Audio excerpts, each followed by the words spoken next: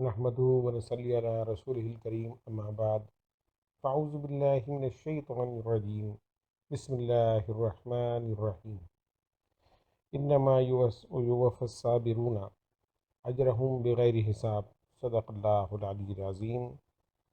قرآن مجید فرقان حمید کی جو آیہ کریمہ میں نے تلاوت کی، رب العالمین اس میں ارشاد فرماتا ہے صبر والوں ہی کو بے حساب اجر ملتا ہے۔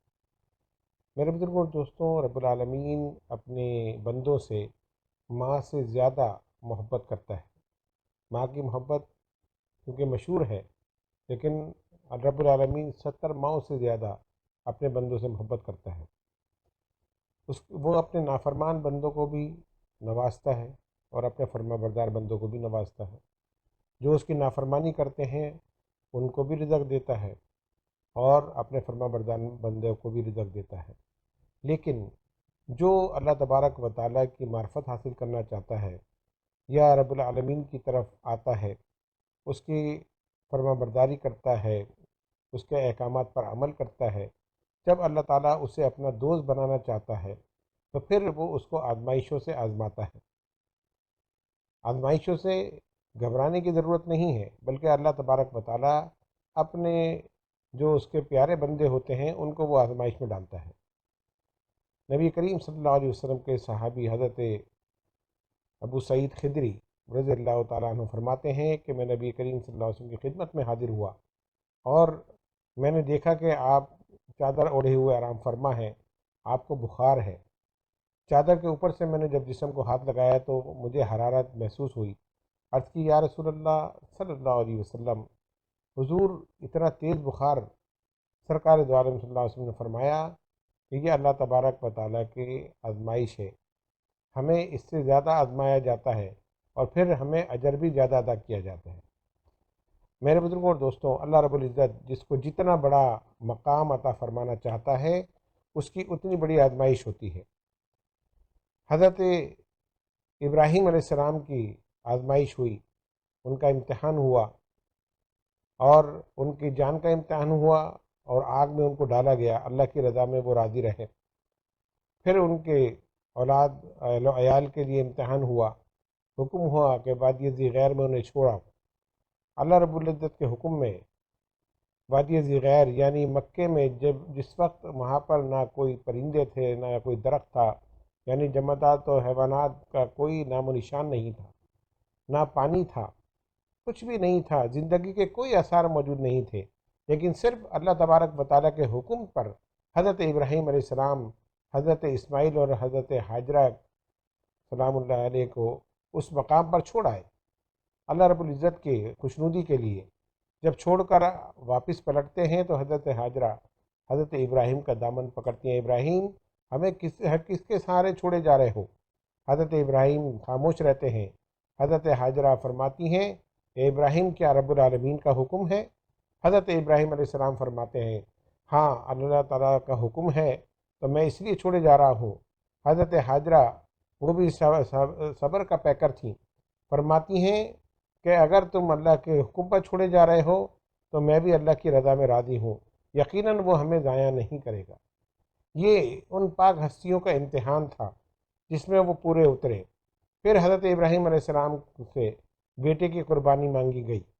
کتنی بڑی آزمائش تھی، کیسا عجیب حکم تھا کہ اپنے بیٹے کو خود ذبح کر دو، بڑھاپے کی اولاد، اور پھر وہ جب جوان ہوئی تو اللہ تعالیٰ کی طرف سے یہ حکم آ رہا ہے، لیکن زبان پر کوئی شکوہ نہیں تھا، رب العالمین سے کچھ عرض نہیں کی، خواب دیکھا اور نبی کا خواب وہی ہوتا ہے، اور اسی حکم کے تحت حضرت اسماعیل علیہ السلام کو لے کر مینا کی پہاڑیوں پر حضرت ابراہیم تشریف لے جاتی ہیں، بیٹے کو کہ گردن پر چھری رکھ دیتے ہیں۔ اللہ تبارک و تعالیٰ فرماتا ہے کہ ابراہیم تم نے اپنا خواب تو سچا کر دکھایا۔ حضرت جبریل حضرت اسماعیل کی جگہ مینڈا رکھ دیتے ہیں اور چھری مینڈے کے گلے پر چڑھ جاتی ہے۔ یہ حضرت ابراہیم علیہ السلام کا وہ عظیم امتحان تھا۔ رب العالمین نے اس امتحان کے بدلے آپ کو خلیل اللہ بنا دیا، اپنا دوست بنا دیا، اور ایک عظیم جو ہے ان کو اجر عطا فرمایا۔ پھر حضرت اسماعیل علیہ السلام کو بھی نبوت سے نوازا، اور جب حضرت ابراہیم علیہ السلام دعا کرتے ہیں کہ الہ العالمین آخری نبی کو میری نسل میں سے پیدا کرنا، اللہ تبارک و تعالیٰ ان کی اس دعا کو قبول فرماتا ہے۔ تو یاد رکھیے کہ جتنا بڑا منصب ہے، جتنا بڑا مقام، اللہ تبارک و تعالیٰ اتنی بڑی آزمائش میں ڈالتا ہے، اتنا بڑا اس سے امتحان لیتا ہے۔ جتنی بڑی ڈگری ہو تو اتنا ہی بڑا امتحان دینا پڑتا ہے۔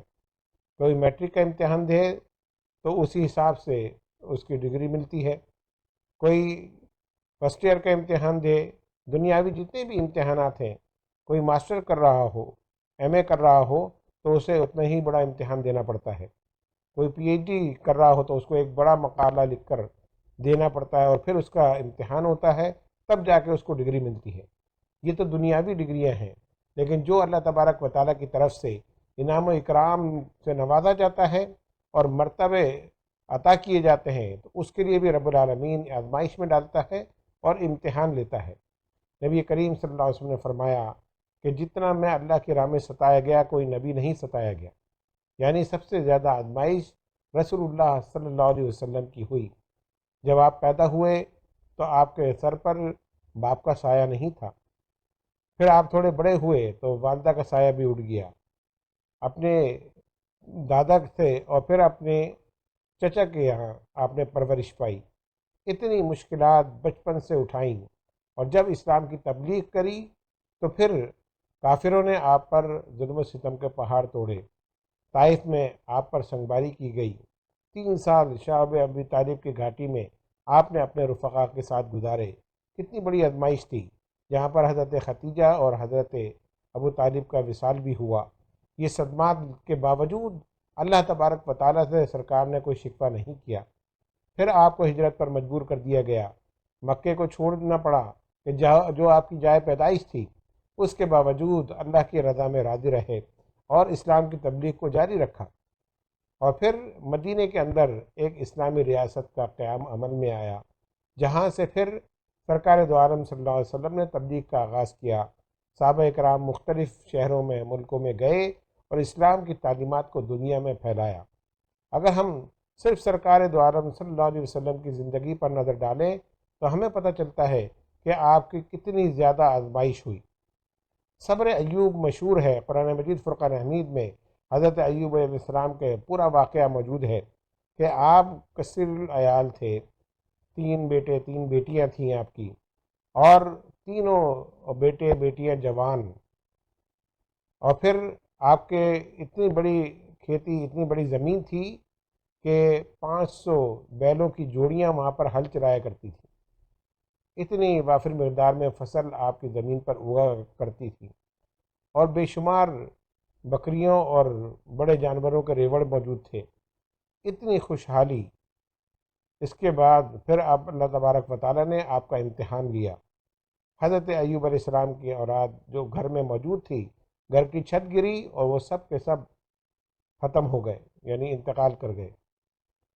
جب آپ سے لوگوں نے کہا تو آپ نے فرمایا اللہ کی امانت تھی، اس نے واپس لے لی۔ زبان پر شکوہ نہیں آیا کہ یہ میرے ساتھ کیا ہوا، جوان اولاد میرے سامنے مر گئی، ختم ہو گئی، وہ صدمہ آپ نے برداشت کیا اور اللہ تعالیٰ سے اس کا شکوہ نہیں کیا، صرف اتنا کہا کہ یہ رب العالمین کی امانت تھی، اس نے واپس لے لی، اس کی جو مرضی ہے میں اس کی رضا میں راضی ہوں۔ اس کے بعد آپ کی کھیتیوں کو آگ لگ گئی، تمام کھڑی فصلیں جل کر ختم ہو گئیں، جانوروں میں بیماری آئی، جانور مر گئے، ایک ایک کر کے نعمتیں آپ کے پاس سے ختم ہونے لگیں، آخر میں آپ کے جسم میں خارش پیدا ہو گئی، اور پھر اس کے کھجانے سے جسم میں زخم پیدا ہوئے جن سے خون رسنے لگا، تکلیف کی شدت بڑھنے لگی۔ حضرت ایوب علیہ السلام پھر بھی اللہ سے شکوہ نہیں کرتے۔ آپ کی زوجہ محترمہ آپ سے کہتی ہیں ایوب اللہ تبارک و تعالیٰ سے دعا کرو، اللہ تعالیٰ تمہاری بیماری کو دور کرے گا۔ کہا اپنی زوجہ محترمہ سے کہ بتاؤ ہماری راحت کے دن کتنے تھے؟ انہوں نے کہا 80 سال۔ کہا ابھی تو وہ 80 سال بھی پورے نہیں ہوئے، مجھے شرم آتی ہے کہ میں اللہ تبارک و تعالیٰ سے شکوہ کروں یا اللہ تعالیٰ سے دعا کروں، اس کی جو مرضی ہے اور جو اس کی رضا ہے میں اس کی رضا میں راضی ہوں۔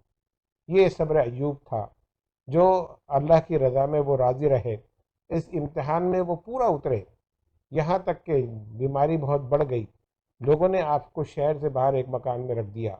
وہ لوگ جو آپ کے آگے پیچھے پھرا کرتے تھے، جو آپ سے دوستی کا دعویٰ کیا کرتے تھے، جو لوگ آپ سے مدد طلب کیا کرتے تھے، انہوں نے بھی آپ کا ساتھ چھوڑ دیا اور آپ سے دور ہو گئے اور شہر سے باہر کر دیا، کہیں ایسا نہ ہو کہ جو ان کو بیماری ہے وہ ہمیں بھی لگ جائے۔ کتنا عجیب عالم ہوگا کہ اتنے نعمتیں کے باوجود آپ اللہ کا شکر ادا کرتے، اور آج وہ نعمتیں جب چھن گئیں تو لوگوں کا رویہ ہی آپ کے لیے صدمے کے لیے کافی تھا۔ لیکن ان تمام مصیبتوں کے باوجود برداشت کا اور استقامت کا عالم یہ تھا کہ زبان پر رب العالمین سے شکوہ نہیں آیا۔ اللہ تبارک و تعالی نے آپ کے اوپر کرم فرمایا جب دیکھا کہ ایوب علیہ السلام ہر آزمائش سے پوری طرح گزر گئے۔ رب العالمین قرآن مجید فرقان حمید میں فرماتا ہے، ایوب اپنے پاؤں کو زمین پر مارو۔ حضرت ایوب علیہ السلام نے زمین پر پاؤں مارا، ٹھنڈے پانی کا چشمہ نکلا، آپ نے اس سے غسل کیا، غسل کا حکم ہوا اور کہا کہ اس پانی کو پی لو۔ آپ نے اس سے غسل کیا اور پانی پی لیا اور آپ اسی وقت تندرست ہو گئے۔ آپ کی زوجہ محترمہ جو اس وقت وہاں موجود نہیں تھی، جب وہ واپس آئیں تو پوچھنے لگے کہ یہاں پر میں نے ایک شخص کو چھوڑا جو بڑا بیمار تھا، وہ بھی آپ کی صحت کو دیکھ کر آپ کو پہچان نہ سکیں، اللہ تبارک و تعالی نے آپ کو پھر تندرست فرما دیا۔ حضرت ایوب علیہ السلام فرماتے ہیں کہ میں ہی وہ ایوب ہوں، مجھے پہچانو، اللہ نے مجھے صحت عطا فرما دی۔ پھر آپ کچھ قدم آگے چلے، زمین پر پھر پاؤں مارنے کا حکم ہوا، گرم پانی کا چشمہ نکلا اور آپ نے اس سے بھی غسل فرمایا۔ آپ کو اللہ تبارک و تعالی نے صحت کاملہ سے نواز دیا۔ اب آزمائش کے دن ختم ہو گئے، اللہ رب العزت نے اتنا کرم فرمایا کہ جو اولاد آپ کی مر چکی تھی اس کو دوبارہ زندہ کر دیا، کھیتیاں پھر لہرانے لگیں، جانوروں کے ریوڑ پھر سے آباد ہو گئے، اور پھر وہی خوشحالی جو پہلے تھی حضرت ایوب کو دوبارہ عطا فرما دی گئی۔ اسی لیے صبر ایوب مشہور ہے۔ یہ وہ پاک ہستیاں ہیں کہ جو اللہ تبارک و تعالیٰ کی ہر آزمائش میں پوری اتری۔ کربلا میں بھی اللہ تبارک و تعالیٰ نے حضرت حسین رضی اللہ تعالیٰ عنہ کو آزمائش میں ڈالا، لیکن آپ اس آزمائش میں پورا اترے، اور اس کے بعد آپ کو عظیم شہادت کا مرتبہ عطا کیا گیا۔ آیا استقلال میں لرزش نہیں آئی؟ آپ کے سامنے آپ کی اولاد کو ختم کر دیا گیا، آپ کے بھائی کو شہید کر دیا گیا، آپ کے بھانجوں کو، آپ کے بھتیجے کو، آپ کے 72 رفقا کو شہید کیا گیا، لیکن حضرت امام حسین رضی اللہ تعالیٰ عنہ صبر کے لیے دعا فرماتے ہیں، اے اللہ مجھے صبر عطا فرما دے۔ اس وقت بھی آپ نے شکوہ نہیں کیا اور جام شہادت نوش فرمائی۔ تو یہ واقعات سنانے کا مقصد یہ ہے کہ آج ہم پر ذرا سی کوئی آزمائش آتی ہے تو ہم ہل جاتے ہیں، پریشان ہو جاتے ہیں، شیطانی وسوسے ہمارے ذہن کو خراب کرنے لگتے ہیں، اور ہم پھر اللہ تبارک و تعالیٰ سے شکوہ کرتے ہیں کہ اے اللہ مجھے اس آزمائش میں کیوں ڈال دیا، مجھے یہ مصیبت میں کیوں مبتلا کیا گیا، میں اس پریشانی میں کیوں ہوں، اور لوگ تو بڑے خوشحال ہیں، اور لوگ تو بڑے آرام سے زندگی گزار رہے ہیں، میں ہی اس پریشانی میں کیوں مبتلا ہو گیا۔ یاد رکھیے اللہ تبارک و تعالیٰ جس سے محبت کرتا ہے اسی کا امتحان لیتا ہے۔ تو اب اگر کوئی آزمائش آئے، کوئی پریشانی آئے، یا کسی قسم کی بھی کوئی پریشانی ہو، تو اللہ تبارک و تعالیٰ سے شکوہ نہیں بلکہ صبر کی دعا کریں کہ اللہ تبارک و تعالیٰ آپ کو صبر عطا فرمائے۔ جب وہ آزمائش میں ڈالتا ہے تو آزمائش سے نکالنے والا بھی وہی رب العالمین ہے جو 70 ماؤں سے زیادہ آپ سے محبت کرتا ہے۔ سرکار دو عالم صلی اللہ علیہ وسلم نے فرمایا کہ مومن کے اگر کانٹا بھی چپے تو اس کے گناہوں کا کفارہ ہے۔ تو یہ آزمائشیں جو ہیں یہ ہمارے گناہوں کو ختم کرتی ہیں۔ ہم اتنے گناہ گار ہیں، دانستہ نادانستہ طور پر ہم اللہ کی نافرمانی کر بیٹھتے ہیں، ہم گناہ کر بیٹھتے ہیں، کسی کی دل آزاری کر دیتے ہیں، کسی کے لیے جو ہے دل میں حسد رکھتے ہیں، گناہ گار ہوتے ہیں۔ اتنے گناہ جب ہمارے بڑھ جاتے ہیں، اللہ تبارک و تعالیٰ کہ آزمائشوں کے ذریعے ہمارے ان گناہوں کی تخفیف فرماتا ہے۔ تو جب کبھی کوئی آزمائش آئے تو اپنے گناہوں پر توبہ کیجیے، اور پھر اللہ تبارک و تعالیٰ سے صبر کی دعا کیجیے کہ اللہ تعالیٰ آپ کو اس امتحان میں پورا اترنے کی توفیق عطا فرمائے اور صبر عطا فرمائے۔ رب العالمین فرماتا ہے ان اللہ مع صابرین، میں صبر کرنے والوں کے ساتھ ہوں۔ تو آج کی گفتگو کا نتیجہ یہ ہے کہ ہم رب العالمین سے شکوہ نہ کریں بلکہ اللہ تعالیٰ سے صبر کی دعا کریں، اور ہر آزمائش میں کامیابی کے لیے بھی اللہ رب العزت کی بارگاہ میں دعا کے لیے ہاتھ اٹھائیں گے، اللہ ہمیں اس آزمائش سے تو کامیاب فرما۔ یقیناً اللہ تبارک و تعالیٰ آزمائش کے ذریعے ہمارے گناہوں میں تخفیف بھی فرمائے گا اور ہمیں ان آزمائشوں سے نجات بھی عطا فرمائے گا۔ آج ہم جن پریشانیوں میں مبتلا ہیں، کبھی کوئی بے روزگاری کی شکایت کر رہا ہے، کہیں کوئی رزق کی تنگی کی شکایت کرتا ہے، کہیں کوئی اور پریشانی کا ذکر کرتا ہے، یہ تمام چیزیں جو ہیں یہ ہمیں جھنجھوڑنے کے لیے ہیں کہ تم اپنے رب کی طرف واپس آ جاؤ، اپنے گریبان میں جھانکو، کہیں کسی گناہ میں تم مبتلا تو نہیں جس کی وجہ سے ان پریشانیوں میں مبتلا کر دیا گیا کہ تمہیں توبہ کی توفیق مل جائے۔ آج لوگ کہتے ہیں کہ بڑے بڑے لوگ بڑے بڑے جرم کرتے ہیں لیکن وہ تو آسائش میں ہیں، بڑی بڑی کوٹھیوں میں رہتے ہیں، بڑے آرام دہ بستروں پر آرام کرتے ہیں۔ یہ آزمائشیں صرف ہمارے لیے کیوں ہیں؟ یاد رکھیے، جن سے اللہ تعالیٰ محبت نہیں کرتا انہیں آزمائش میں بھی نہیں ڈالتا، جن سے وہ ناراض ہوتا ہے اور جن کو وہ اپنے قریب نہیں کرنا چاہتا تو ان کا امتحان بھی نہیں لیتا، ان کو ان کے حال پر چھوڑ دیتا ہے اور پھر انہیں توبہ کی توفیق بھی حاصل نہیں ہوتی۔ آج اگر ہمیں ذرا سی غلطی پر رب العالمین جھنجھوڑتا ہے تو اس کا مطلب یہ ہے کہ وہ نہیں چاہتا کہ ہم اللہ کے عذاب میں مبتلا ہوں، بلکہ وہ ایک چھوٹی سی آزمائش کے اندر ڈال کر ہمیں ہلا دیتا ہے اور ہمیں یاد دلاتا ہے کہ تمہارا رب اوپر دیکھ رہا ہے۔ تو اپنے گناہوں پر نظر کریں، ان آزمائشوں کے ہوتے ہوئے اپنے گریبان میں جھانکیں کہ کہیں ہم کسی گناہ میں مبتلا تو نہیں ہیں، یا گناہوں کی کثرت ہو گئی جس کی وجہ سے آج ہم پریشانی میں مبتلا ہیں۔ اللہ رب العزت سے توبہ کیجیے، وہ توبہ کو قبول کرنے والا ہے، اور ان آزمائشوں سے نکلنے کے لیے بھی اسی سے دعا کیجیے اور صبر کے لیے دعا کریں کہ اللہ تبارک و تعالی ہم سب کو صبر عطا فرمائے اور ان پریشانیوں سے اور ان آزمائشوں سے ہم سب کو نجات عطا فرمائے۔ تو آج ہم یہ عہد کریں کہ ہم اللہ تعالیٰ سے شکوہ نہیں کریں گے، ہاں ہم اللہ تعالیٰ سے دعا ضرور کریں گے۔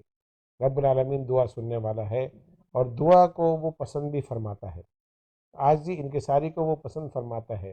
جو بندہ گناہوں پر نادم ہوتا ہے، آنکھوں سے چند قطرے آنسو کے بہاتا ہے، اللہ کی رحمت جوش میں آتی ہے اور وہ اس کے گناہوں کو معاف فرما دیتا ہے۔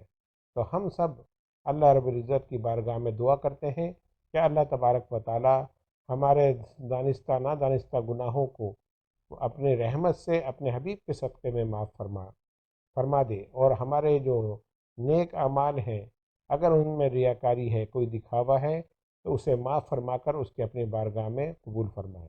رب العالمین ہم سب کو دین اسلام پر عمل کی توفیق عطا فرمائے۔ وما علینا الا البلاغ۔